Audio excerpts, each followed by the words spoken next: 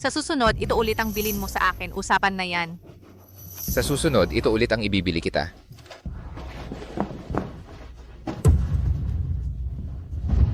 Hoyo Chen, anak ba niya yan?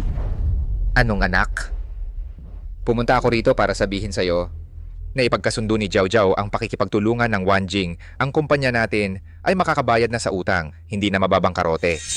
Sinabi mong siya ang nakipag-ayos sa proyektong ito? Ako ang nakipag-usap sa Wanjing para dito. Musyan, nitong mga nakaraang buwan, maraming malalaking negosyo ang naipagkasundo ni Jiao Jiao. Ikaw ang sinasabi mong nakipag-ayos sa lahat. Pwede bang wag kang ganyan kakapal ng muka? Lagi mo na lang inaagaw ang kredito ng iba. Ate mo, kung gusto mo talaga ang proyektong ito, maaari kong ipaubaya ito sa'yo. Pero ang totoo, ang proyektong ito, noong nakaraang buwan kasama ko si Boss Huo, ang nakipag-usap sa Wanjing. Doon na nila ako sinang ayunan. Kaya ngayon, pumunta sila sa kumpanya para pag-usapan ang pakikipagtulungan.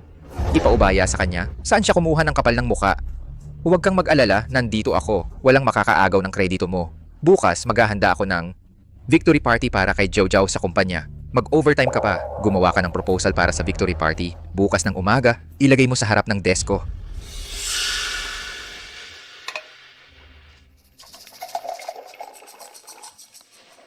Ate mo, nahirapan ka talaga. Kakauwi mo lang mula sa overtime. Ngayon, magpupuyat ka pa para maghanda ang proposal para sa victory party ko. Bukas, siguraduhin mo nga, makapal ang lagay ng powder para matakpan ang mga panda eyes at pimples mo.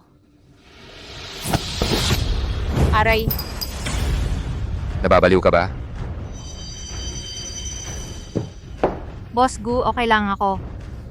Ate mo, dahil ba ito sa singsing na brilyanteng binili mo para sa akin, kaya siya nagalit? Pwede mo ba akong tulungan na ipaliwanag sa kanya? Para lang sa isang singsing. Nag-antay ka hanggang ngayon dito sa kumpanya. Malaki ang naitulong ni Jiao Jiao sa kumpanya. Binilhan ko siya ng singsing na brilyante. Nararapat lang yon.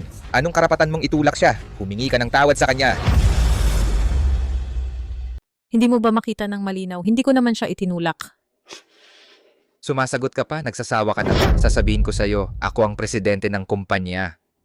Ikaw ay isang maliit na empleyado lang. Kung kanino ko gustong gumastos, wala kang pakialam. Presidente Huo, ate mo, hindi niya rin naman siguro sinasadya yon. Sayang lang, ang binili mong bestida para sa akin.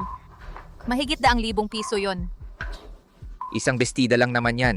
Bukas bibilhan kita ng mas mahal pa para humingi ng paumanhin si Musyan sa'yo. Una, hindi ko siya itinulak. Pangalawa, hindi dahil sa usapin ng singsing na naghihintay ako sa inyo, kundi dahil nag-overtime ako hanggang ngayon. Pangatlo, ang itatanong ko ay tungkol sa pagbubuntis niya. Tama na. Nandito ka para magtrabaho o para magselos? Ano naman kung mag-overtime? Kung ilalaan mo lang ang mga maruruming isip mo sa trabaho para tumaas ang efficiency, hindi ka na araw-araw mag-overtime. Kasalanan ko pa ang pag-overtime? Noong nakaraang buwan, nagkamali ulit ng desisyon ng kumpanya at nalugi ng ilang 10 milyon. Kung hindi ako nagpupuyat at nag-overtime para sa proyekto, paano ang bayad sa mga partner? Kung hindi mababayaran, ang penalty ay maaaring magpabangkarote sa atin. Ako ang nagdesisyon. Sa pag-ikot-ikot ng sinasabi mo, ako ang pinararatangan mo. Ano ba ang alam mo? Ginawa ko yon para makipag-ugnayan sa Wanjing. Sinadya kong magpalugi. Normal lang ang pagkakamali sa desisyon. Sabay natin itong haharapin. Wala akong intensyong sisihin ka. Pero sa susunod kapag gagastos, pwede bang tayong dalawa ang mag-usap? Sige, sa huli, tungkol pa rin pala sa paggastos ko. Nagregalo lang naman ako ng singsing kay Jiao Jiao gamit ang pera ng kumpanya. Iyon ay gantimpala ko kay Jiao Jiao, ang ating bayani. Huwag kang magpakamaramot, okay? Ako ang maramot. Hoyo Chen, nag-check-in ka sa hotel kasama ang iba. Binilhan mo siya ng singsing. Naalala mo ba kung kaarawan ko ngayon? Kaarawan lang naman yan. Nagdadabog ka pa para sa ganoong bagay. Gusto mo lang naman ng regalo sa kaarawan. Jiao Jiao, nasaan yung singsing na pinalitan mo?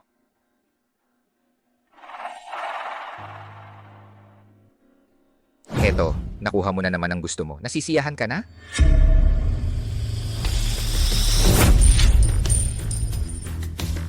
Musyan, binigyan na kita ng regalo sa kaarawan. Ano pang dahilan para magalit? Nababaliw ka na.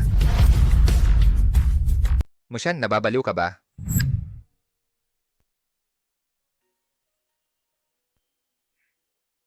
Siyan, ang singsing na brilyante ay isang panloloko ng kapitalista. Presyong 30,000, pagkalabas sa tindahan, hindi na abot sa 3,000 ang halaga. Huwag tayong magpapaloko.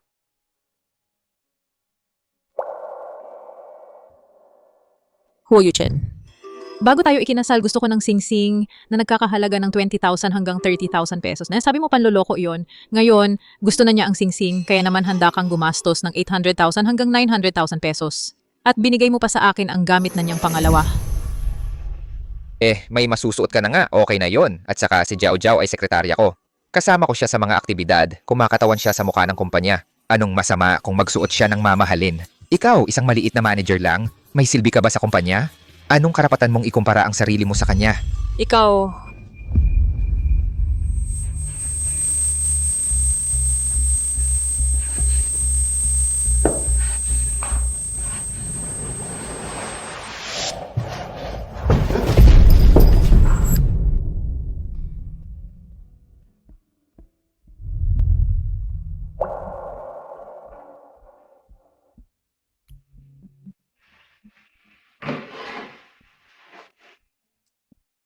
Ate mo, sabi ng doktor, napapagod ka sa pag-overtime, sobrang pagod, tapos bigla kang nagalit, muntik ka nang mamatay sa biglaang atake sa puso. Bukas na lang ako babalik para bisitahin ka. Gising ka na. Gutom ka na siguro, nagdala ako ng pagkain para sa'yo. Boss Lu, anong ginagawa mo rito? Nasaan si Huo Yuchen? Hindi siya dumating. Si Assistant San ang nagdala sa'yo dito sa ospital. Nasa paligid lang ako para sa negosyo kaya dumaan ako para tingnan ka. Kung itinuturing mo ang huitong na parang buhay mo, dapat mong alagaan ang sarili mo. Ikaw lang ang bumubuhay sa huitong ngayon. Kapag ilang araw kang hindi pumasok, mababaon sa utang ang huitong. Naiintindihan ko. Mag-iingat ako sa susunod. Kain ka muna. Kanina, sinabi sa akin ng doktor na lumabas na yung report mo. Kukunin ko para sa'yo. Lujing. Anong nangyari? Salamat ha, Lujing. Walang anuman sa akin. Magpahinga ka na.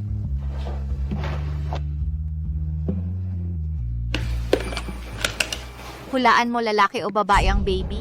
Siguro lalaki.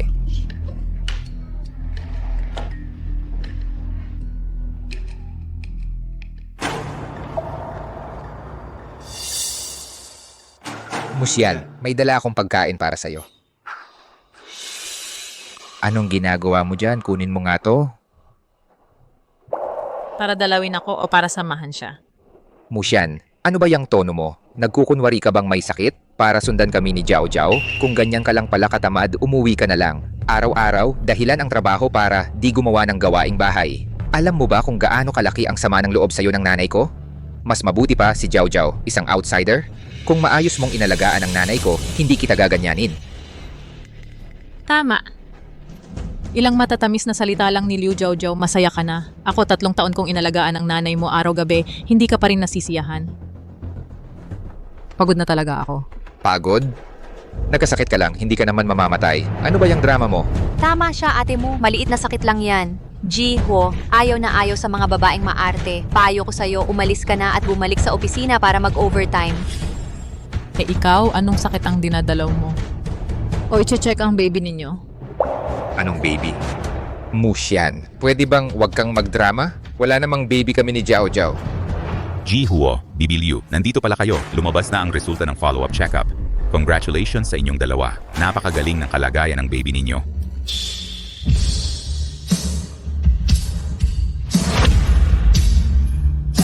Sino ang nag-utos sa'yo na pumunta rito?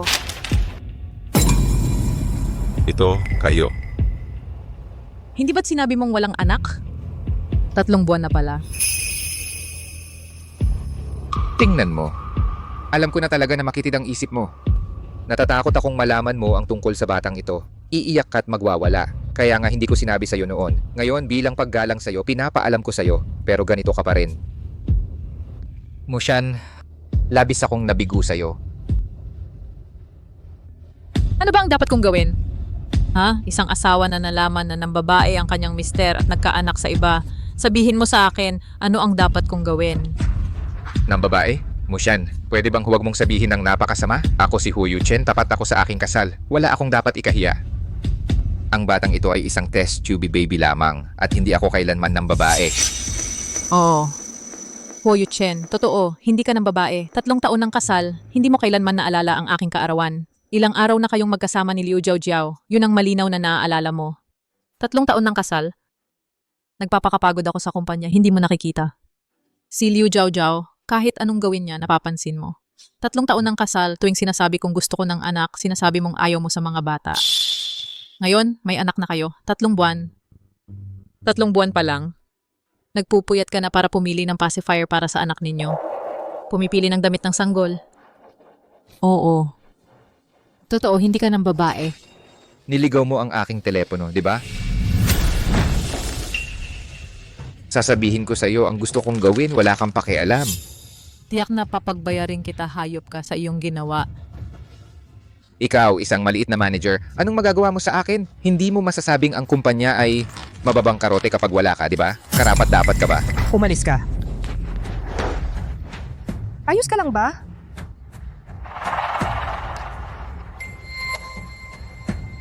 Muksyan, ang galing mo ha. Naghanap ka pa ng isang pretty boy. Huwag kang magsalita ng walang basihan.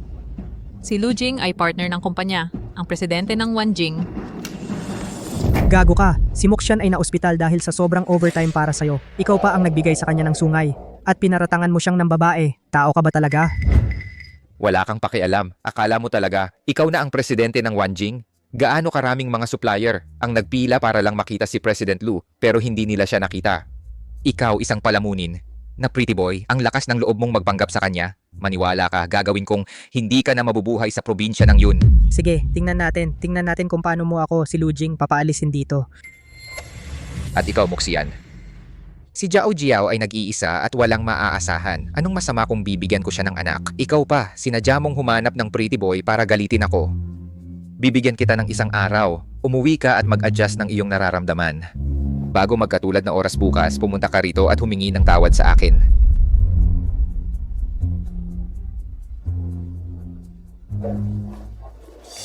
Presidente Huo, hindi ka ba natatakot na talagang nagalit na si ate mo at talagang makikipaghiwalay sa'yo at talagang magre-resign sa kumpanya?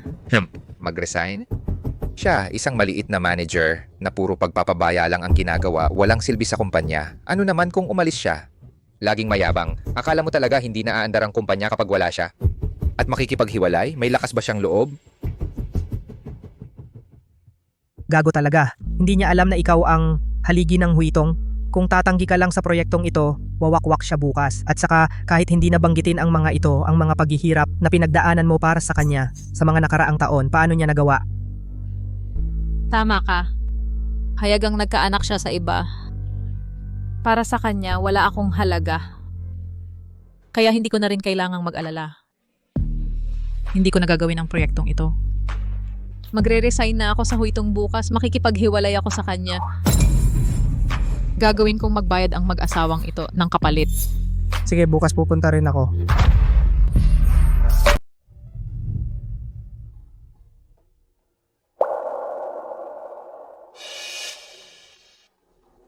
Patay na ang dating mo siyan.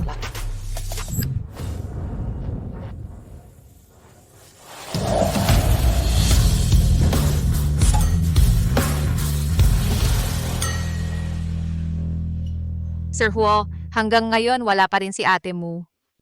Baka dahil ba sa batang yon nagalit na siya sa atin? Ano ba ang karapatan niya para magalit? Huwag kang mag-alala, Jiao Jiao. Pagdating niya, pagagalitan ko siya. At tatanggalin ko siya bilang manager at ibibigay sa iyo ang posisyon. Pagkatapos, papagtrabahuhin ko si Mushan sa ilalim mo bilang isang maliit na empleyado. Ano sa tingin mo? Parang hindi naman tama yon. Pumayag kaya si ate mo? Wala siyang kwenta. Ako ang presidente. Ako ang masusunod sa kumpanya. Sir Huo, ang mga tao mula sa Wanjing Group ay nakarating na sa baba. Ang proyektong ito ay buhay o kamatayan ng kumpanya. Pero ang Wanjing ay nakipagtulungan sa atin dahil lang kay manager mo. Paano kung hindi siya dumating? Mabibigo ang proyekto at tayo'y wawakwak. Assistant Son, pakibantayan ang iyong pananalita. Akala mo ba kung wala si Musyan, hindi na magpapatuloy ang kumpanyang ito? Dahil sa kumpanya sila pumunta, hindi dahil kay Musyan. Kahit sino sa kumpanya ay mas mahusay kaysa kay Musyan.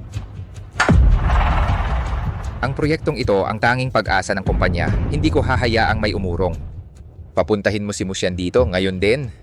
Wala pa po si manager mo sa opisina. Isang bata lang naman yon, nagwelga pa siya sa akin. Tawagan mo siya. Kung hindi ko siya makita sa loob ng 3 minuto, papaalisin ko siya ng tuluyan. Narito na ako.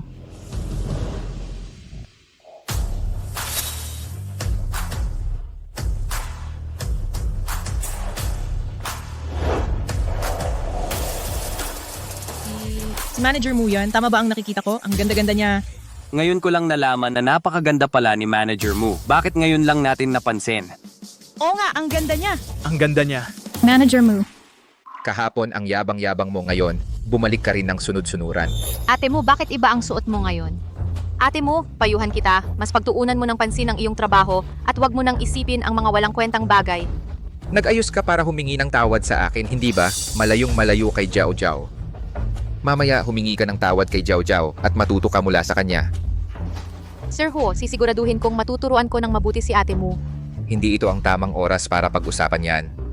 Musyan, mamaya sumama ka sa akin para salubungin ang mga tao mula sa Wanjing. Dali, kunin mo ang proposal ng proyekto at ipakita mo sa akin. Kung hindi ako masisiyahan, magdusa ka. Bingi ka ba? Musyan, hanggang ngayon, nagpapanggap ka pa rin sa akin? Sino ang nagbigay sa'yo ng lakas ng loob? Maniwala ka, kaya kitang tanggalin sa kumpanya bilang manager. Gagawin kitang tagalinis. Ito, hindi proposal ng proyekto. Ito ay aking resignation letter.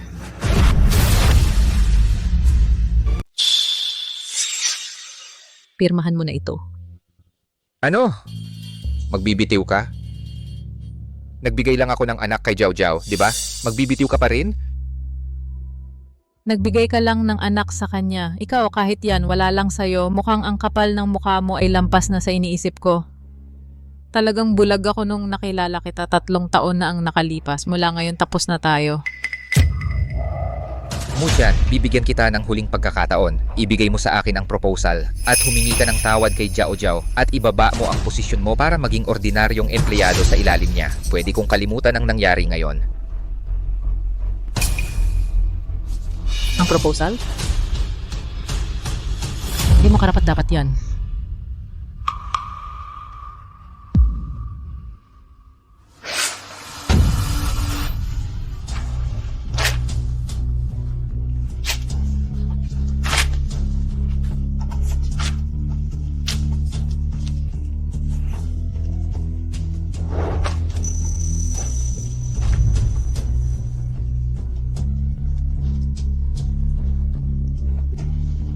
Wala nang pagkakataon para sa'yo.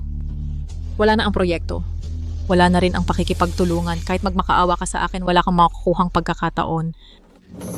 Nakakatawa ka. Sino ka ba? Isang proposal lang yan. Kahit sino pwedeng gumawa niyan. At siguradong mas maganda pa sa'yo. G, Huo, alam mo ba na natuloy lang ang proyektong ito dahil kay manager mo? Kapag umalis at sumuko si manager mo, wawakwak ang kumpanya natin. Huwag kang mag-alarma dyan. Kung gusto umalis ni Mo, hayaan mo na siyang umalis. Jiho, kapag nakarating na sa itaas ang mga taga-Wanjing, ako na ang bahalang makipagkasundo. Jiao Jiao, mas maaasahan ka kaysa kay Musyan. Kampante ako sa'yo. Nakikita mo ba, kahit wala ka, makukuha pa rin ng kumpanya ang proyekto. At mas maganda pa ang magiging resulta. Titingnan ko kung paano mo makukuha ang proyekto. Kapag nakuha ng kumpanya ang proyekto ng Wanjing, tataas lang ng tataas ang ating tagumpay. At ikaw, magdudusa ka lang sa lahat ng ginawa mo ngayon.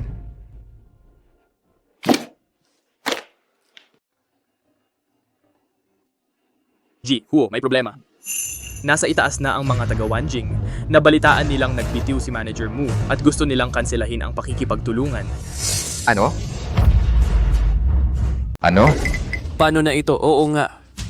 Paano nangyari na ang mga tao ng Wanjing ay kumansela ng pakikipagtulungan dahil kay Musyan? Musyan, ikaw ba ang may kagagawan nito? Kahapon nakipag-usap ka sa mga tao ng Wanjing tungkol sa pakikipagtulungan. Ikaw ba ang humarang? Pirmahan mo na. Ginong Huo, anong nangyari? Takot kang pumirma. Gusto mong magbitiw? Samahan mo ako mamaya para salubungin ang mga tao ng Wanjing. Kung hindi, huwag kang umasang pipirmahan ko yan.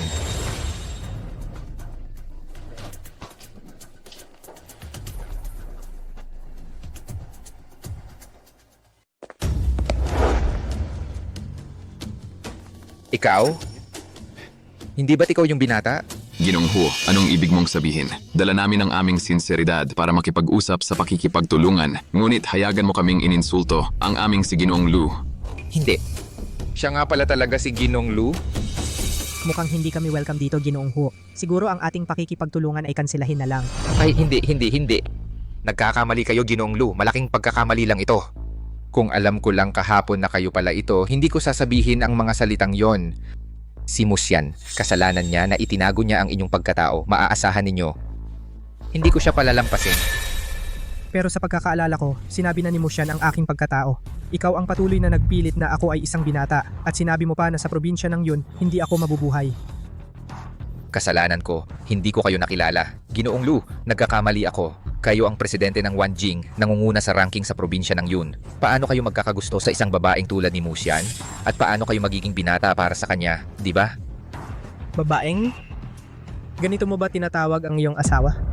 Ginoong Lu, pakiusap, huwag kayong malinlang ni Musyan. Ang babaeng ito walang kakayahan. Noong nakikipagtulungan pa sa Wanjing, ako ang nasa likod na nagtuturo sa kanya, kaya lang niyang maayos na mapatakbo ang proyekto. Isang babae lang siya, isang maliit na manager. Anong kakayahan mayroon siya? Lahat yan dahil sa akin. Ang proyektong ito, ako mismo, ang presidente ang hahawak. Walang problema. Ayos lang. Kung hindi makikipagtulungan ng Wanjing ang Chen Corporation ng kikilos. Walang problema. Kung hindi makikipagtulungan ng Wanjing, kami ng Chen ang kukuha. Ay, Ginoong Chen, bakit kayo naparito? Bakit hindi kayo nagpaalam ng maaga para masalubong ko kayo sa baba? Ginoong Lu, hindi ba't medyo hindi patas ang ginawa ninyo? Alam na alam ninyong gustong-gusto ng Chen na makipagtulungan kay manager mo ng Huitong, tapos bigla na lang kayong dumating para agawin? Normal na pakikipagtulungan lang ito. Walang agawan na nangyayari. At saka, ang punong tanggapan ng Chen ay nasa Song Province, di ba? Bakit pa kayo pupunta rito sa aming Yun Province? Huwag na kayong mag-abala, Ginoong Lu. Manager mo, ang nakaraang proyekto natin ay talagang nagpamangha sa akin. Matagumpay itong nagbukas ng merkado para sa Chen dito sa Yun Province. Hindi ko inaasahan na sa Huitong, isang maliit na kumpanya, ay may mga natatanging talento pala, na may mga taong tulad ninyo. Sobra naman ang papuri ninyo, Ginong Chen. Matagal na tayong hindi nagkita. Hindi ito sobrang papuri. Ito ay tunay na paghanga ko sa inyo. Ngayon, nais ko sanang muli kayong kumatawan sa Huitong para sa aming bagong proyekto. Hindi ko pa nasasabi sa inyo, hindi na ako. Mga boss, handa na ang conference room. Doon na lang tayo. Mag-usap? Sige, sakto. Gusto kong makita ang project plan ng Huitong. Kung hindi makikipagtulungan ang Wanjing, kami ng Chen ang makikipagtulungan. Tara na. Mamaya, dapat seryoso kang dumalo sa meeting. Pagkatapos ng meeting, pipirmahan ko na ang resignation mo para makalayas ka na. Kung hindi, ipapako kita sa kumpanyang ito habang buhay.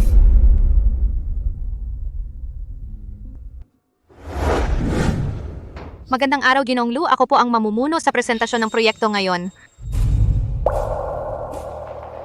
Manager mo, masama ba ang pakiramdam ng lalamunan ninyo ngayon kaya ang sekretary ang nag-present? Ginoong Chen, ako po ay isang maliit na manager lang. Wala pa akong karapatang magkaroon ng secretary. Tungkol naman sa pagpapapresenta sa kanya, desisyon iyon ng kumpanya. Hindi ko mababago.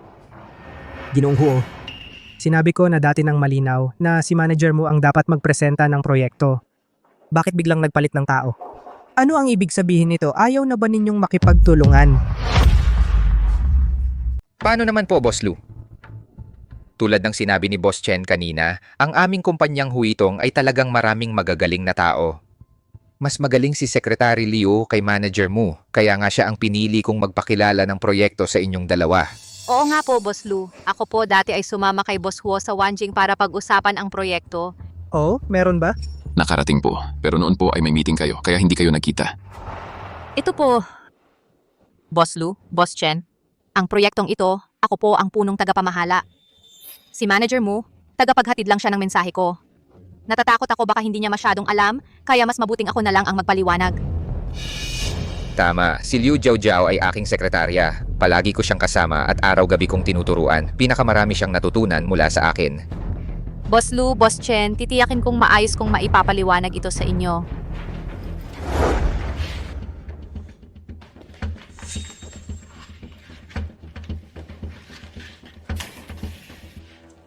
Manager mo, ano sa palagay mo?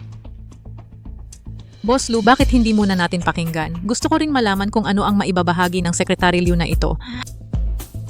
Boss Lu, Boss Chen, pakitingnan po ang hawak ninyong dokumento. Narito po ang aming presentasyon ng proyekto. Ngayong araw, ako po ang maglalahad nito para sa inyo. Dito po sa loob.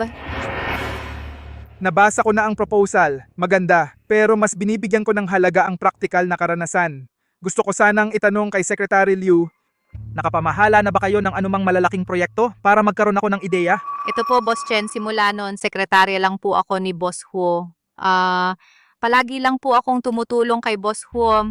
Ang pangkalahatang proposal na ito, ipinakita na sa akin ni manager mo kahapon. Nakita ko na ito. Pumunta ako sa kumpanya ngayon para alamin ang mga detalye ng proyekto. Huwag nating sayangin ang oras ng bawat isa. Ito, ako. Ano? Hindi ka ba nakapaghanda? Siyempre naman po, Boss Lu. Ako po. Si Lu Jiao. Siya ang punong tagapamahala ng proyekto. Ang mas detalyado at maliliit na bagay, si Mushan ang bahala roon. Ganito na lang, hayaan na lang nating si Mushan ang magpresenta. Oo. Wag na lang siguro, kanina pa sinabi ni Secretary Liu, hindi ba? Tagapaghatid lang ako ng mensahe. Hindi rin naman ako gaanong marunong. Paano kung magkamali ako ng paghahatid, hindi ba masisira ang pakikipagtulungan natin? Ikaw, Baka naman peke ka lang. Ako. Secretary Liu, paulit-ulit kang umiiwas. Alam mo ba talaga ang proyektong ito? Kanina mo pa sinasabing ikaw ang punong tagapamahala. Mukhang nagmamayabang ka lang. Musyan. Alam mo na ba ito ng matagal? Papupuntahin ko si Jiao Jiao para pangunahan ang pulong. Kaya sinadya mong ilabas ang lihim at ang plano ng proyekto para mapahiya si Jiao Jiao? Isang bata lang naman yon. Ganyan ka ba kaseloso para maghiganti sa kanya? Sinadya mong sirain ang pakikipagtulungan ng kumpanya? Sinabi mo na nga akong seloso. Kung hindi ako gagawa ng mga bagay na pangsoseloso, hindi ba ako magiging karapat-dapat sa'yo? Ikaw. Bilang empleyado ng kumpanya, nasaan ang iyong responsibilidad? Nasaan ang iyong pagmamalaki sa kolektibo? Manager Huo. Sa tingin ko, sinadya niyang hadlangan ang pakikipagtulungan. Hintayin muna nating matuloy ang proyekto, tapos kakasuhan natin siya ng paglabag sa lihim pang komersyo. Manager Lu, Manager Chen, hindi ko nauunawaan ang proyekto, kundi kailangan ko ang dokumentong ito sa aking kamay para ipaliwanag ito sa inyo. Si Manager Mu lang talaga ang mabagal magtrabaho. Hanggang ngayon hindi pa rin naayos. Pero huwag kayong mag-alala, ang proyektong ito sa aking kamay ay tiyak na walang problema.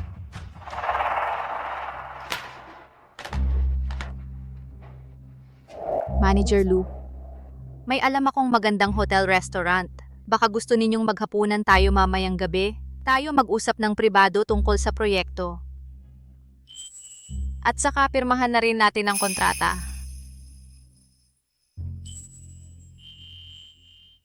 Manager Chen, kung gusto ninyo pwede rin kayong sumama mamayang gabi. Ang aming kumpanyang Huitong ay kayang humawak ng 2 proyekto ng sabay. Tungkol naman sa'yo, Ate Mu, kahit na nagsumite ka na ng resignation letter, hanggat hindi pa pumipirma ang aming Manager Huo, hindi ka pa makakaalis. Ngayong gabi gawin mo ang proposal ng proyekto. Mamayang gabi ako at si Manager Lu bago pirmahan ang kontrata, kailangan mong maipasa sa akin. Kung pipirmahan niya o hindi, hindi na importante. Pagkatapos ng 30 araw, ako ay magiging automatikong magre-resign. Sa ngayon, wala lang, sayang lang ng kaunting oras. Sa 30 araw na ito, mag-a-absent na lang ako. Kung kaya ninyo, tanggalin niyo ako. Ikaw? Para sa pamilyang ito, para sa kumpanyang ito, nagpakapagod ako ng napakatagal. Panahon na para magpahinga ako, mamuhay para sa sarili ko. Mukhang manager mo, may oras ka ngayong gabi. Pwede ba kitang yayain sa hapunan? Baka wala siyang oras para kumain kasama mo. Dahil ngayong gabi, ako ang yayaya sa kanya para maghapunan. Ginoong Lu, hindi ba't nangako ka sa akin? Miss Liu, maging disente ka naman. Kailan ba ako nangako? Nakakain tayo. Musyan, talagang balak mo lang na sirain ang kontrata. Sinadya mong ilabas ang mga dokumento para hadlangan si Jiao Jiao. Pinatawad ka na ni Jiao Jiao, sinadya mo pa ring sirain ang dinner niya kay Ginoong Lu. Pwede bang huwag kang ganoon? Walang utang na loob? Ako ang walang utang na loob, Huo Chen. Kinuha mo ang proyekto ko at ibinigay ang kredito sa kanya. Tapos siya pa ang magpapatawad sa akin. Karapat-dapat ba siya?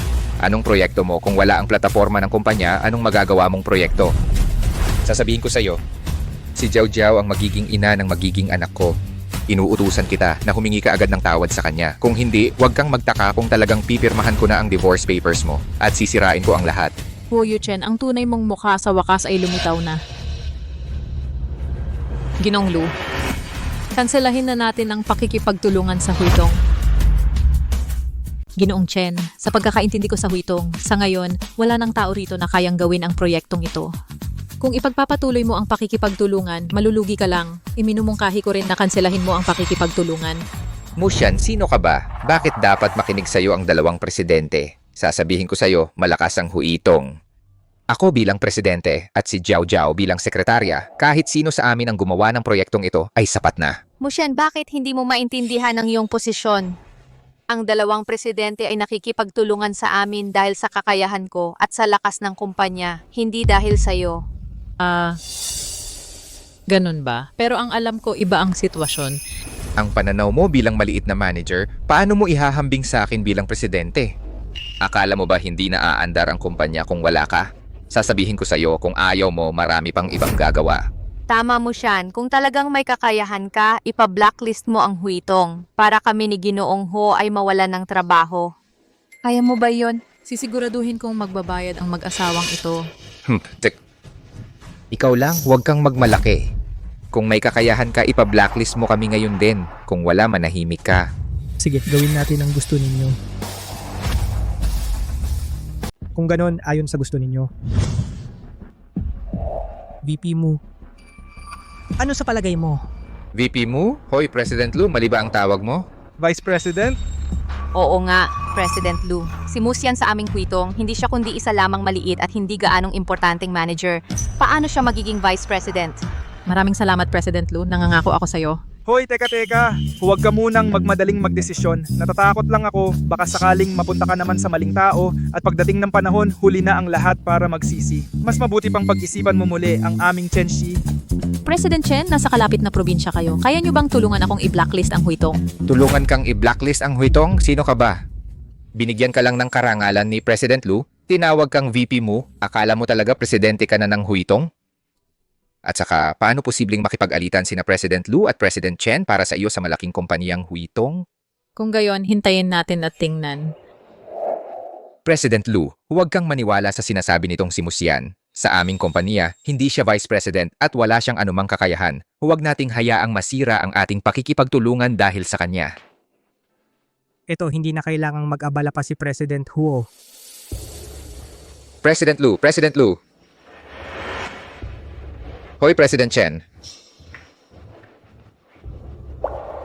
Nagpapanggap ka na naman. Musyan, hindi ba't natatakot ka lang na iwan kita at palayasin ng walang dala? Kaya mo pinasundo sina President Lu at President Chen para magtulungan at sinabi pang i-blacklist ako para takutin ako. Hintayin mo, palalayasin kita sa bahay. Ay President Huo, paano nyo nasabi iyon tungkol kay manager mo? Kung wala siya sa kumpanya, matagal na sana itong bumagsak. Anong manager mo? Ang tagumpay ng kumpanya ngayon ay dahil kay President Huo. Mukhang ayaw mo na ng trabaho. Ako, Musyan, ikaw. Hintayin mo lang. President Huo, hindi pa ito ang tamang oras para magalit. Puntahan natin si President Lu para maibalik siya at mapirmahan ang kontrata at maliligtas ang kompanya. Tara. Hoy, nasa pintuan na sila.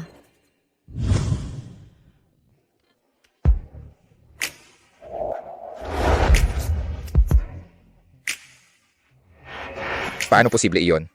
Paano posibleng magpakumbaba ang dalawang presidente para buksan ang pinto para sa kanya? Sandali lang po kayong dalawa tungkol po sa proyekto natin.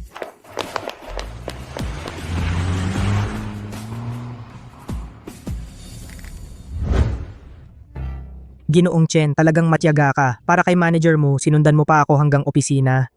Nag-aalala lang ako na maloko ulit si manager mo. Manager mo, isang posisyon lang naman ng Vice President yan.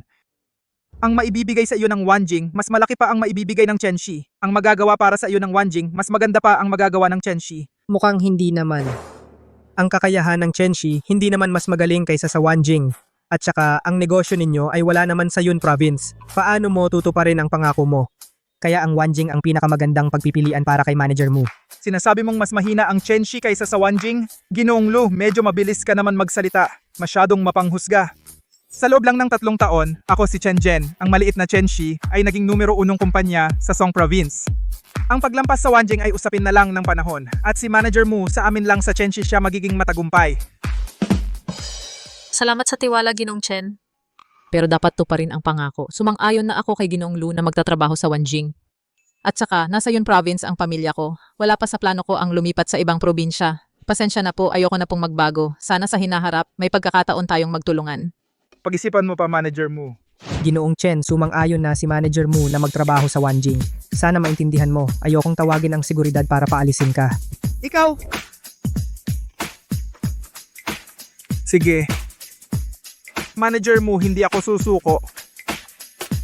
Kung sakaling balang araw, pakiramdam mo ay hindi ka bagay sa Wanjing, malugod kang pupunta sa Songsheng para hanapin ako.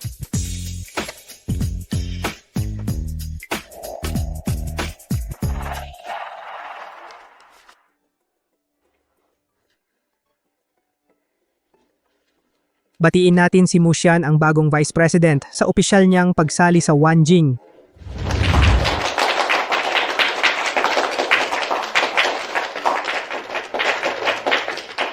Okay, balik na tayo sa trabaho.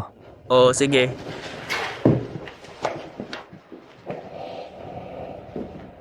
Binabati kita sa iyong bagong buhay. Mu Xian, may oras ka ba mamayang gabi? Gusto mo bang mag-dinner tayo? Ay, hindi na. Kakapasok ko lang sa kumpanya. Kailangan kong mag-focus sa trabaho. Sinabi na ng doktor, kailangan ng katawan mo ng pahinga ngayon. Hindi ka dapat mag-overtime. At tungkol sa trabaho, huwag kang masyadong mag-stress. Sa kakayahan mo, naniniwala akong kung hayaan mo lang, makakapagdala ka sa Wanjing sa mas mataas na antas. Salamat, Jilu. Hindi kita bibiguin. Hindi ako ang hindi mo dapat biguin. Base sa karagdagang probisyon ng kontrata ng pagpasok mo, sa sandaling pumasok ka na, automatikong magkakabisa ang paglilipat ng shares. Kaya ngayon, may hawak ka na ng 30% ng shares ng Wanjing. Pareho ang dami ng hawak natin, kaya ikaw na ngayon ang number 1 na major shareholder. Kaya, ang dapat mong gawin ay, huwag mong biguin ang sarili mo. Jilu, alam ko ito. Alam ko ito. Ginawa mo ito para magkaroon ako ng kapanatagan, pero napakamahal nito. At ngayon, ang market value ng Wanjing ay bilyon-bilyon. Hindi ko ito matatanggap. Ang kakayahan mo ay karapat-dapat dito. Naniniwala akong pagkatapos mong sumali, ang market value ng Wanjing ay patuloy na tataas. Dodoble, triple, quadruple, quintuple. Pagdating ng panahon, ang makukuha ko ay higit pa sa tubo ng 30% shares. Pero ito... At isa pa, huwag mo na masyadong magsaya. Ang ipinangako ko sa'yo dati, ang pag-blacklist sa Huitong, hindi ko gagawin. Bakit? Hindi ka ba galit? Hindi mo ako sinisising taksil? Boss Lu, naniniwala ako sa pagkatao mo. Sa paraan mo ng paggawa ng mga bagay, hindi ka magiging isang taong taksil. Mu Xian, kahit na ang kumpanya ay itinayo nating dalawa, pero ang mga shares, mas mabuting nasa akin lang. Kapag nagpa-IPO na ang kumpanya sa hinaharap, ang kapangyarihan natin sa pagdedesisyon ay mas mabigat din. Pero ano, gusto mo talaga ng shares? Baka naman gusto mo nang humiwalay sa akin sa hinaharap? Siyempre hindi. Tayo sa hinaharap, magkasama tayo habang buhay. Sa'yo na lahat ng shares, sa'yo na. May mga taong magkasama ng ilang taon, libu-libong pag-iingat. Samantalang ang iba ilang beses palang magkasama, kaya nang magtiwala ng buong puso.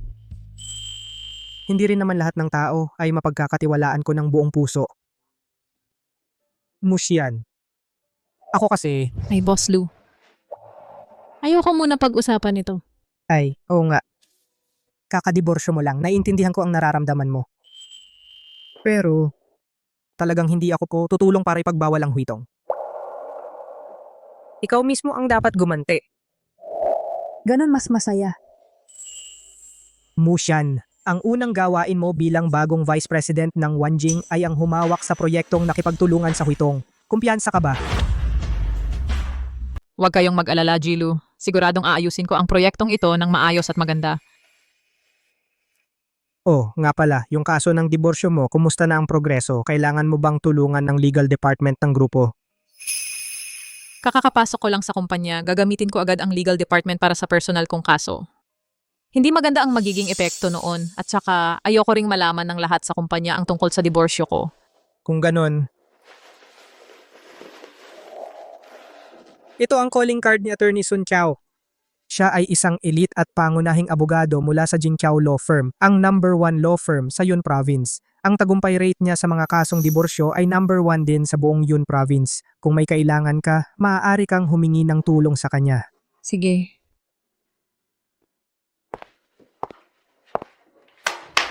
Sandali mga kasama. Inihahayag ko na mula ngayon si Liu Jiao ang magiging bagong manager ng marketing department natin. Mga kasama, dati ang marketing department ng kumpanya ay nabibigatan ng kawalan ng kakayahan ni Musyan, kaya wala talagang maipagmamalaking performance. Pero simula ngayon, magbabago na iyan. Ako mismo ang mamumuno sa inyo para makuha ang malaking proyekto ng Wanjing Group. Anong ginagawa nyo at nakatulala? Pumalakpak kayo. Sige.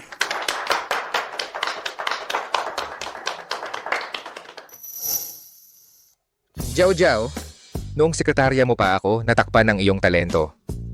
Kapag hawak mo na ang marketing department, siguradong mas magaling ka kay Musyan. Sa tamang panahon, maaari kitang ipromote ng maayos bilang vice president. Alam kong pinakamabait sa akin si Jihuo. Pero paano naman si ate mo?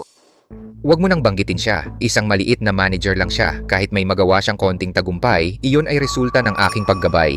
Ang mga investment na nasira niya, ako mismo si Huo Yuchen ang pupunta sa Wanjing para bawiin yon. Kapag si Jihuo na ang kumilos, siguradong walang mali. Kapag nalaman ito ni ate mo, magsisisi siya ng todo. Si Musyan?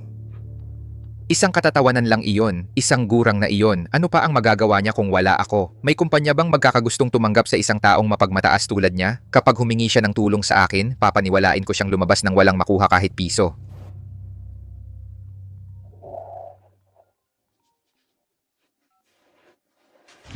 Hello? Ginoong Huo Yuchen po ba? Ako po ay inatasan ni Geng Wan Musyan na asikasuhin ang inyong diborsyo. Mayroon po ba kayong pagtutol sa kasunduan? Kung wala, sisimulan na natin ang opisyal na proseso. Pagkatapos nito, ang inyong relasyon bilang mag-asawa ay opisyal nang matatapos. Gusto mong pumayag ako. Ito ba ang kasunduan sa diborsyo na dinala ni Musyan? Panaginip lang yan. Anong karapatan ni Musyan na kunin ang kalahati ng ari-arian ko? Kung gusto niyang makipaghiwalay, isang paraan lang ang pwede. Kailangan niyang umalis ng walang dala. Kung ganon, wala na tayong magagawa. Susundin na lang namin ang kagustuhan ni Geng Mu. Maghahain kami ng kaso para sa diborsyo alinsunod sa batas. Ginoong Huo, asahan ninyo ang sumpina mula sa korte at ipinaabot din ni Geng Mu sa inyo. Sana huwag kayong magsisi. Magsisi? Akala ba niya siya ay Halo? Halo?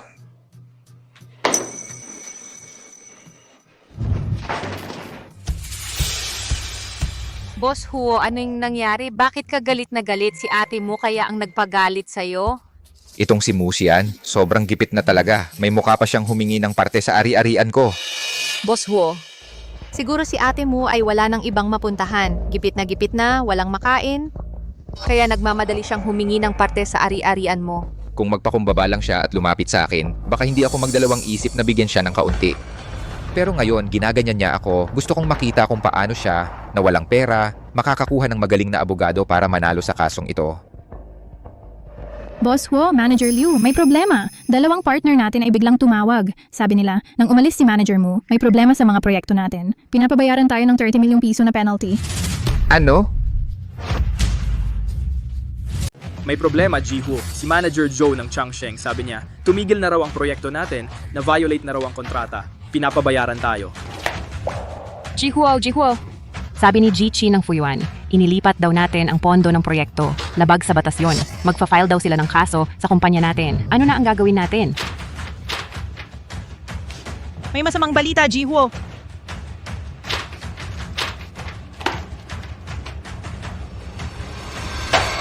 Tama na. Kayong lahat, pag may problema, sa akin agad tumatakbo. Ano ba ang trabaho ninyo? May problema sa proyekto, bakit di nyo sila pinigilan ng maaga? Bakit di nyo sila binalam? Nakipag-usap na kami pero Mga dahilan lang yan. Sa tingin ko, sinadyang pinapahirapan niyo si Jihuo sa utos ni Musyan, di ba? Gusto niyong pabalikin. Si Jihuo sa kanya bilang project manager. Sabihin mo sa kanya, huwag siyang mangarap. wala kaming ganon. Jihuo ang mga kliyente, mababa raw ang tingin sa posisyon namin, di raw kami makakapagdesisyon. Kailangan daw ng taong may sapat na bigat para makipag-usap sa kanila. Kaya nga kami lumapit sa inyo at kay Manager Liu.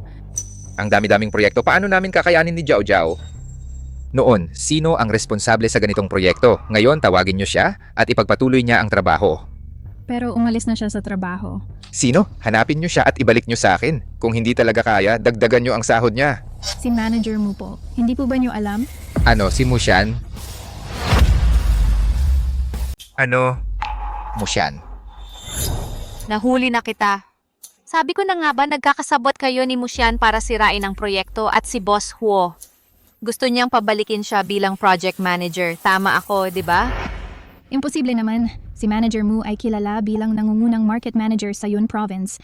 Maraming kumpanya ang nangunguha sa kanya. Siguradong ayaw na niyang bumalik. Mataas na sahod, kukunin mo si Musyan. Huwag mo namang lokohin ako. Alam ng lahat sa kumpanyang ito na umangat lang si Musyan dahil kay Boss Huo. Unti-unti siyang umasenso. Kung wala si Boss Huo, ano siya? At kayo, magmadali kayong ayusin at patatagin ang mga partner natin. Kung hindi, lahat kayo ay tatahimik na. Boss Huo, ako na. Ang bahala. Ngayon, si Jiao Jiao na ang manager ng marketing department. Kapag sinabi niyang hindi kayo nagtatrabaho ng maayos, wala na kayong trabaho. Hoy, nagahari-harian si Boss Huo dito. Gusto kong malaman kailan maipapadala ang supply ng kumpanya namin. Pati yung progress ng proyekto namin, ilang araw nang nakatigil. Kung hindi pa itutuloy, kaya nyo bang bayaran ng penalty? At yung pondo para sa proyekto namin, bigla-bigla nyo na lang inilipat. Ha, narinig ko pa. Binilhan mo ng singsing na brilyante yung kabit mo. Babalaan kita. Kung ang susunod na proyekto ay magkaroon ng kahit anong problema, kayo maghanda kayong makulong. Ito, hindi naman siguro mangyayari yon.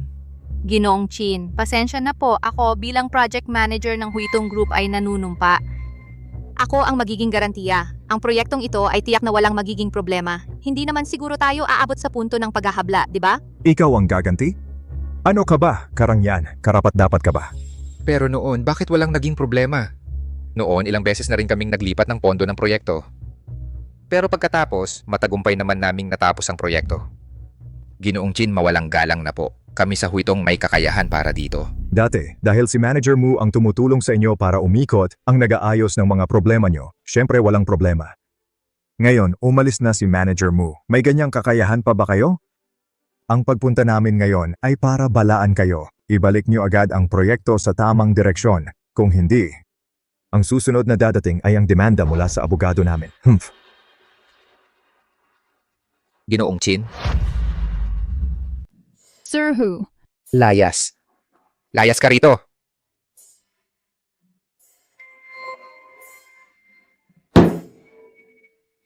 Sir Hu, ang mga taong ito ay siguradong nakipagsabuatan sa Musyan. Ang pinakamahalaga sa atin ngayon ay maibalik ang proyekto ng Wanjing. Gamitin ang pondo ng Wanjing para punan ang ating kasalukuyang kakulangan sa pondo kung hindi mapupunta tayo sa bilangguan. Tama. Pagkatapos nito, Musyan, tingnan mo kung paano ko haharapin ka. Sir Hu, narinig ko na may bagong vice-presidente sa Wanjing. Napakahalaga sa loob ng grupo. At sa loob lamang ng ilang araw ay nalutas na ang ilang proyektong nagkakahalaga ng 10 milyon. Kung makakuha tayo ng pagkilala mula sa vice-presidente, ang mga hamak na tao kanina ay wala lang. Ang Musyan ay wala rin. Sige, pupunta tayo ngayon para bisitahin siya. Hello, sino po ang hinahanap ninyo? Hello, ako si Huyu Chen mula sa Huitong. Noong nakaraan, ang Presidente Lu ninyo ay pumunta sa aming kumpanya para pag-usapan ang ilang kooperasyon. May ilang katanungan. Sinabi niya na puntahan ang Vice-Presidente ninyo. Saan po ang opisina ng Vice-Presidente ninyo? Sandali lang po. Ang Presidente Lu namin ay talagang pumunta sa Huitong nitong nakaraang araw. Pumunta po kayo sa 1305, doon ang opisina ng Vice-Presidente mo. Sige, salamat. Ang bagong vice-presidente ng Wanjing ay angkan mo. Pareho ng angkan ng Musyan? Ano ba iniisip mo? Ang Musyan ay isang malambing na bata na hindi makaiwas sa akin. Paano siya magiging vice-presidente ng Wanjing? At saka hindi talaga sila pareho ng mundo. Tama, dapat coincidence lang.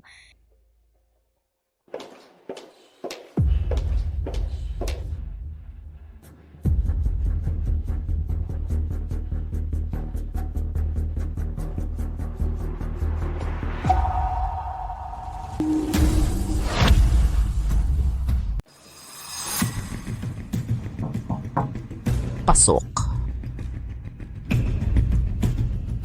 Hoy, Miss Mu, kumusta? Musyan, bakit ka nandito? Ikaw, nag-apply ka sa Wanjing. Ang company mo ang responsable sa proyektong Huitong, di ba? Sino ang kasalukuyang vice president? Kaya pala, dahil sa ito ang dahilan ng pagpunta mo. Pero, wala akong obligasyon na sabihin sa inyo. Muchan, hindi ba't dahil tinanggal ko, nagdadalang galit at sinasadya mong hadlangan ako? Pero di mo ba naisip? Kahit na nakapasok ka sa Wanjing sa pamamagitan ng swerte, isa ka lang ordinaryong empleyado. Malaki ang negosyo ko at ng vice president nyo. Masisira yan. Kaya mo ba yan? Muchian, sa Wanjing, anong posisyon mo? Assistant sa clerical. Hindi ba janitor? Ay, alam ko. Galit ka sa akin dahil nagbunga ako ng anak ni Mr. Hu nagdadalang galit. Kung hindi talaga, pwede ako mag-apologize sa'yo. Pwede ba wag mo guluhin ang Mr. Hu? Mag-apologize sa kanya? Karapat dapat ba siya? Muchan. Hindi lang secretly sinira mo ang relasyon ng Huitong at clients, umupo ka pa sa posisyon ng vice president. Tinanggihan mo ang malaking client niya. Hindi ba natatakot kang sabihin ko ito sa Mr. Lu at vice president nyo para tanggalin ka ang pasaway? Bahala ka. Pero bago yan, hayaan mo ako na paalisin kayo. Department ng Seguridad, 1305 pasok, 2 hindi related, paalisin. Gagawa ka? Tawagin ang vice president nyo. Huwag na tawagin. Ako ang vice president ng Wanjing. Sa proyektong ito, wag na umasa. Hindi ako magbibigay. Ano ka? Musyan, may hangganan din ang kayabangan mo. Dapat may limitasyon ka. 3 taon na tayong kasal, hindi ko pa rin alam ang mga pang-eksperimento mong kakayahan. Sabi nga ni Jiao Jiao, kung hindi dahil sa akin sa Huitong, hindi ka talaga makakatayo.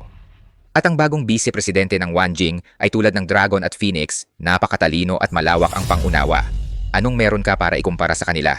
Tama. Pag-alis ni ate mo, ako ang pumalit sa posisyon ng manager ng marketing department sa Huitong. Sabi ng mga katrabaho, mahina ang kakayahan mo, ni hindi mo maayos ang isang marketing department ng Huitong, lalo na ang malaking kumpanyang ito na Wanjing. Bahala ka sa iniisip mo. Huo Chen. Basta tandaan mo lang ang usapin ng diborsyo natin.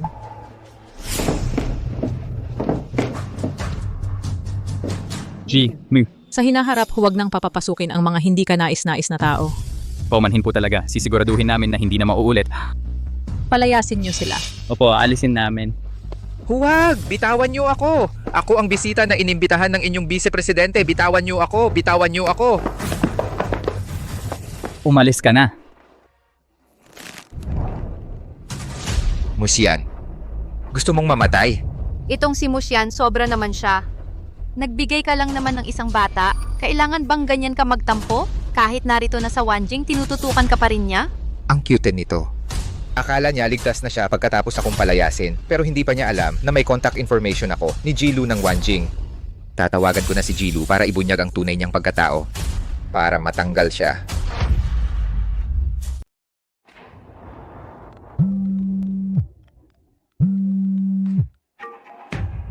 Hoy. Magandang araw po, Ginoong Huo. Ako ay abogado mula sa Jinkiao Law Firm. Inatasan ako ni Ginang Mu na asikasuhin ang kaso ng paghihiwalay ninyo.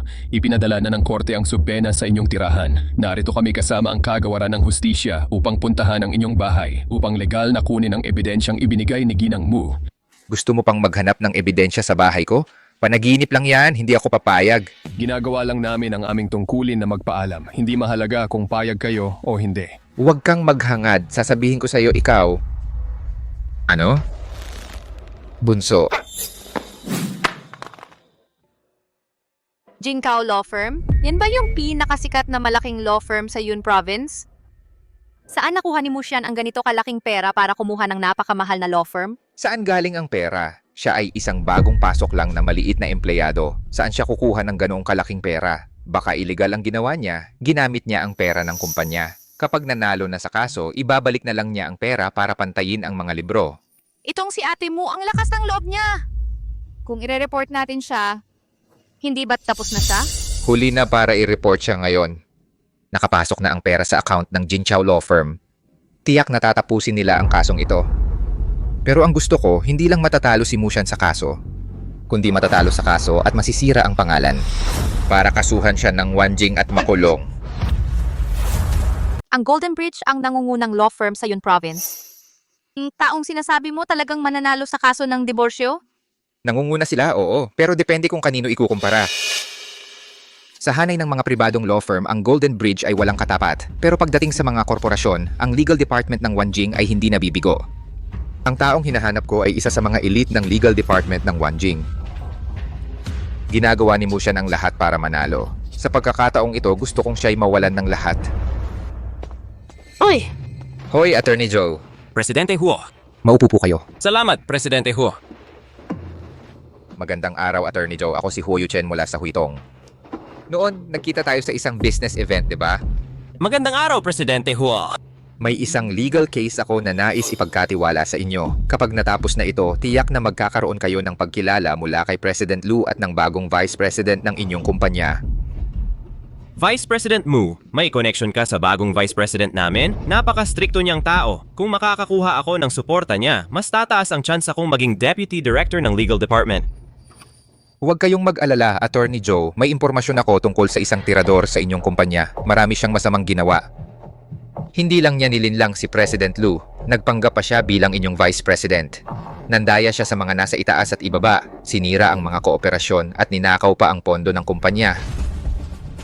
Kapag natapos na ito, tutulungan kita na isiwalat siya. Kung ikaw ang maglalantad ng malaking problema sa inyong kumpanya, paano ka hindi makakakuha ng pagkilala ng inyong presidente? Meron pa palang ganito kagahaman. Pero sa aming kumpanya, ipinagbabawal ang mga side jobs. Attorney, meron akong 100% kumpiyansa. Ano sa tingin mo? Ang napakalaking oportunidad na ito, iniharap na mismo sa'yo. Bakit ayaw mong tanggapin? Anong ayaw kong tanggapin? Ibigay mo sa akin ang mga dokumento.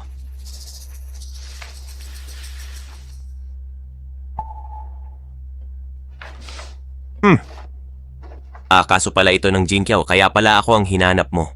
Bakit? Nawawalan ka ba ng kumpiyansa? Malinaw ang kaso, kompleto ang ebidensya, hindi ako katapat ng Jinkiao.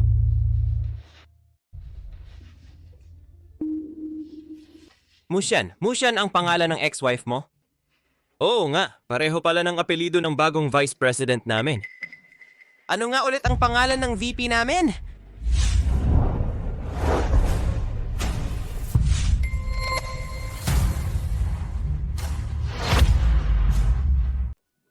Nagkataon lang, maraming Mu sa mundo. Ang inyong Vice President ang tunay na magaling. Yung Mushan, maliit na cute lang yan. Noon sa kumpanya, sa akin siya umaasa. Kaya lang siya nakapirmi doon. Grabe, ang galing talaga ng aming VP na si Mu. Talagang hindi maihahambing sa walang kwentang ex mo. Ang putang inang to, hiwalay na nga kami, gusto pang makipaghati sa ari-arian ko. Panaginip lang yan. Attorney Joe, gusto kong maparusahan siya ng napakalala. Mas mabuti pa kung may utang siya sa kin na malaki. Ganitong mga buwaya sa pag-aasawa, talagang walang hiya. Sir Ho, itong tulong na to, ako na ang bahala. Kung gayon, Magandang pakikipagtulungan. Presidente Lu, maliit na bagay lang ito. Hindi naman kailangan na iwanan ang trabaho sa kumpanya para samahan ako. Ang kaso mong pangdiborsyo ay hindi maliit na bagay, pero ang paghahabol mo sa kasong ito ay walang saysay. Ang huitong sa kamay ni Huo Yuchen ay puno na ng butas. Kahit manalo ka, ang mapapanalunan mo ay mga utang. Ikaw pa ang malulugi. Ang ari-arian ni Huo Yuchen ay hindi lang ang huitong. Noong mga unang taon ng kasal namin, ginamit niya ang kita ko sa kumpanya para bumili ng mga investment fund. At lahat yon ay nakapangalan sa kanya. Kahit mag-bankrupt ang kumpanya, magiging komportable pa rin siya. Pinaghirapan ko yon sa kumpanya, sa pag-overtime at pagpupuyat. Bakit ko ibibigay sa mag-asawang yon para gastusin?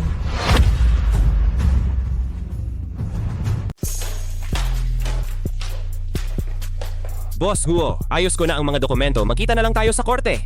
sa korte.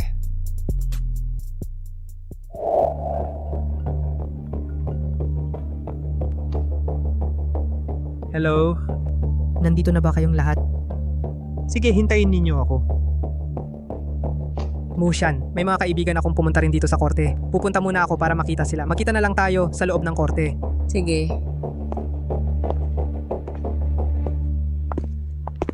Wait mo siyan, talaga namang may lakas ka ng loob na pumunta. Isang walang kwentang bukbok, isang vampirang kumakapit sa akin. Diborsyado na, gusto mo pang hatiin ang ari-arian ko. Hala, halika titingnan ninyo ito. Hala ka, ikaw walang hiya ka. 3 taon kang nakasal sa anak ko. Kumain ka sa pawis ng anak ko, gumastos ka sa pera ng anak ko, pati trabaho mo galing pa sa kanya. Tapos ngayon isasakdal mo pa siya, wala ka bang konsensya? Kung ano ang tama at mali, huhusgahan yon ng hukom. Musyan, hindi ba't ikaw ay hindi mabubuhay ng hiwalay sa akin, kaya ka bumalik para agawin ang ari-arian ko? Sabihin ko sa iyo, panaginip lang yan. Kapag nanalo ako sa kasong ito, ilalantad ko rin ang sinadyang pagwasak mo sa kooperasyon at ang paglustay mo sa pondo ng kumpanya. Pagdating ng panahon, gagawin kong hindi ka na mabubuhay sa Wanjing. Ang kapal ng mukha nito, ha? Gumamit pa siya ng pondo ng kumpanya. Ang sama-sama naman niya. Huo Yuchen at Musian, nandito ba? Sumama kayo sa akin para lumabas sa paglilitis? Musyan, magsaya ka sa iyong malayang buhay ngayon. Kapag inilantad ko ang totoong mukha mo sa harap ni Boss Lu at Vice President mo, hulaan mo, ipapakulong kaya nila ko. Naalala ko matagal ko nang sinabi, ako ang bagong Vice President ng Wanjing. Ikaw, isang walang kwenta, karapat dapat ka bang ikumpara kay Vice President mo? Ano ba ang tingin mo sa sarili mo?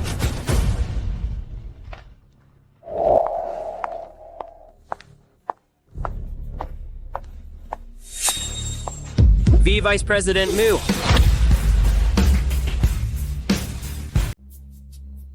Vice Presidente Mu.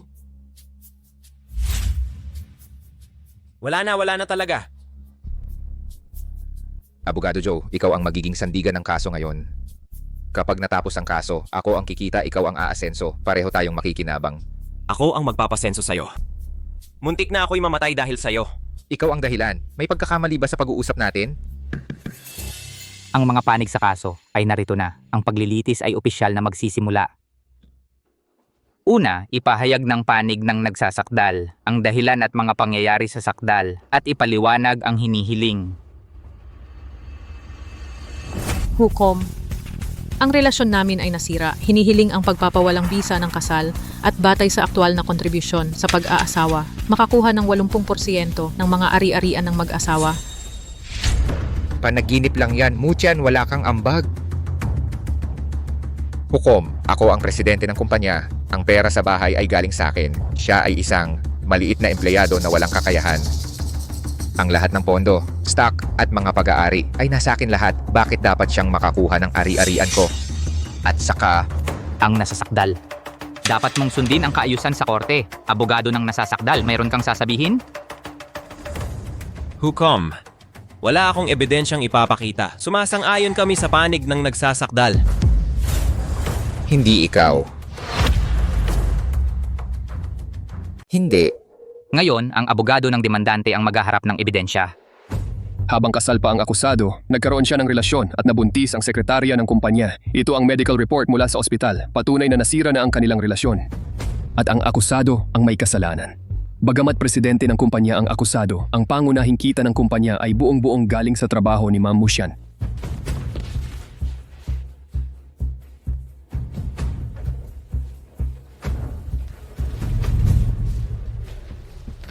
Tapos na ang paghaharap ng ebidensya ng demandante. Ang abogado ng akusado naman ang maghaharap ng ebidensya. Bilisan mo. Ito at ito. Lahat ito ay ebidensya na ako ang nagpapasok ng pera sa kumpanya. Ano ba ang Musyan? Paano niya ako makakapantay bilang presidente? Hukom, wala akong ebidensyang ihaharap. Eng Mu, kilala mo ba ang abogadong ito? Parang familiar, pero hindi ko maalala kung saan ko siya nakita. Taga-kumpanya natin yan, di ba? Oh, siya ang abogado Joe mula sa legal department natin. Kumukuha ng freelance work sa labas, taksil. Tumutulong sa iba laban sa vice president ng sarili nating kumpanya. Joe, ano ba ang ibig mong sabihin? Anong ingay-ingay mo? Di mo ba naiintindihan ang sinasabi ko? Sabi ko, wala akong ebidensyang ihaharap. Meron. May ebidensya ako. Kaya kong patunayan. Hukom, ang mga ebidensyang ito ng aking kliyente ay kahina-hinala ang pagiging totoo. May ilang hindi makatwiran. At sa mga dokumento, may mga bahaging magkakasalungat. Sa palagay ko, hindi dapat tanggapin bilang ebidensya. Buti naman natauhan siya. Kalokohan. Ito, ikaw mismo ang nagbigay sa akin ito ang financial report ng kumpanya. Tama iyon. Ang nilalaman ng dokumentong ito bagamat kapaki-pakinabang sa aking kliyente, ngunit kung titingnan mula sa ibang pananaw, makikita na ang pinagkukunan ng kita ng kumpanya ay talagang galing sa demandante. Kaya sa palagay ko, talagang mapapatunayan nito na ang ebidensyang ibinigay ni Gineng Musyan ay pawang totoo. Patunay na totoo ang sinasabi niya. Pinaghirapan ko ng husto ang paghahanda ng ebidensya para sa iyo para lang patunayan na tama siya. E di ano pa ang ipinaglalaban ko? Chu, niloloko mo ba ako?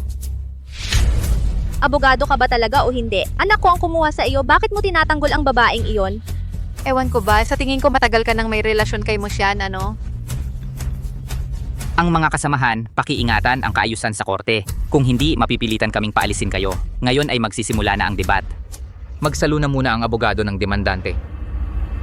Ang mag-asawang ari-arian, bagamat nakapangalan sa nasasakdal, ngunit ang tunay na nagpondo ay si Gineng Mu. Ayon sa prinsipyo ng batas na ang nagpondo ang siyang may-ari, ang hinihiling ng aking kliyente na 80% pagmamay-ari ay ganap na makatwiran.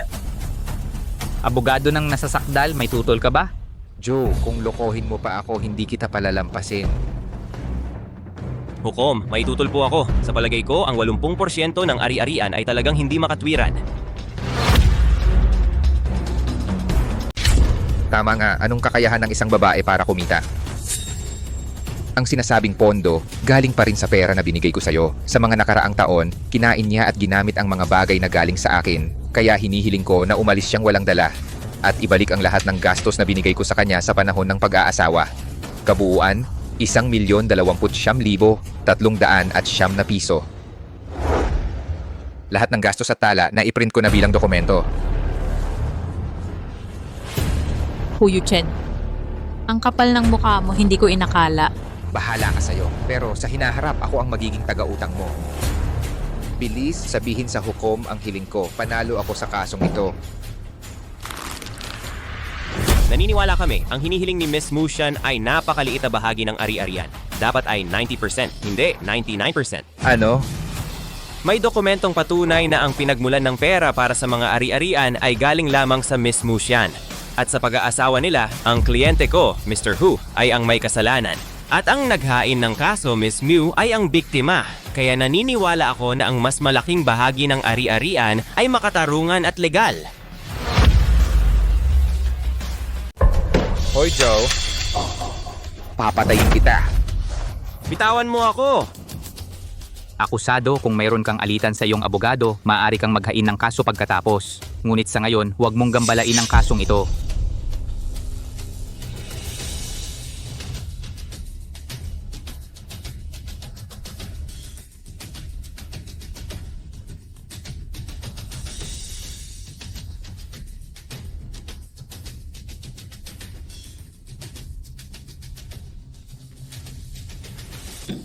Ngayon, ako ang magpapahayag ng hatol sa kasong ito. Tumayo ang lahat. Narito ang hatol. Una, pinapayagan ang paghihiwalay ng mag-asawang Musyan, demandante, at Huoyu Chen, akusado. Pangalawa, ang mga ari-arian ng mag-asawang Musyan at Huoyu Chen ay mapupunta sa demandanteng si Musyan. Pangatlo, ang mga shares at pamamahala sa Huitong Company ay mapupunta sa akusadong si Huoyu Chen. Tapos na ang kaso. Tumigil ka! Hoy Joe, tungkol sa nangyari ngayon, kung hindi mo ako bigyan ng paliwanag, hindi ka aalis dito. Anong paliwanag? Wala akong paliwanag! Gino, parang nagkita na tayo dati. Vice Presidente Mu, nakalimutan mo na ako. Ako si Xiao Zhou mula sa Legal Department ng Wanjing. Vice Presidente mo, Musyan, ikaw talaga ang Vice Presidente ng Wanjing? Naalala ko sinabi ko na sa'yo noon pa. Imposible, hindi pwede niyan. Musyan, isa kang walang kwentang tao. Bakit mas maganda ang buhay mo kaysa sa akin? Kaysa mainggit sa iba, Presidente Huo, mas mabuting isipin mo muna ang sarili mo. Huoyu Chen, handa na ang mga dokumento para sa kaso laban sa'yo. Ang natitirang buhay mo, sa bilangguan mo na lang gugulin.